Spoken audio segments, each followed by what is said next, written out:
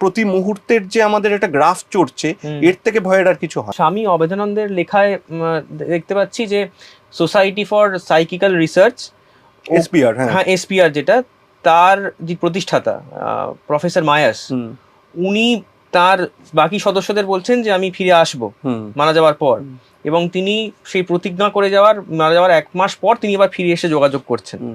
মানে এইরকম যে যারা এই সোসাইটির সঙ্গে যুক্ত, যারা এই কাজ করে, এর কি কোনো বৈজ্ঞানিক ভিত্তি আছে? বৈজ্ঞানিক ভিত্তি আছে তো বলতে পারবো না, কিন্তু আমি বলছি যে বিজ্ঞান আর এইটা মানে সবচেয়ে মজার জিনিস, এটা একটা খুব দারুণ প্রশ্ন তুলে দিলেন যে বৈজ্ঞানিক ভিত্তি কথাটাকে আমি যদি আলাদা করে বলি, সেটা হচ্ছে খুব ইন্টারেস্টিং ব্যাপারটা। সেটা হচ্ছে বিজ্ঞান একরকম, আর বিজ্ঞানের বিপ্রতীপে, মানে সবসময় এরকম বলা হয় যে এই ভূত প্রেত অপদেবতা পিশাচ এইগুলো হচ্ছে বিজ্ঞানের বিপ্রতীপে।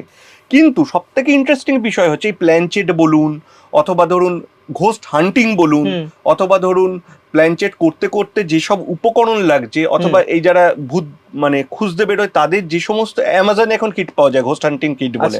এবার এই যে পুরো জিনিসটা, এটা কিন্তু পুরোপুরি বিজ্ঞান নির্ভর। মানে সেটাই আমি বলছি যে এটার আজকের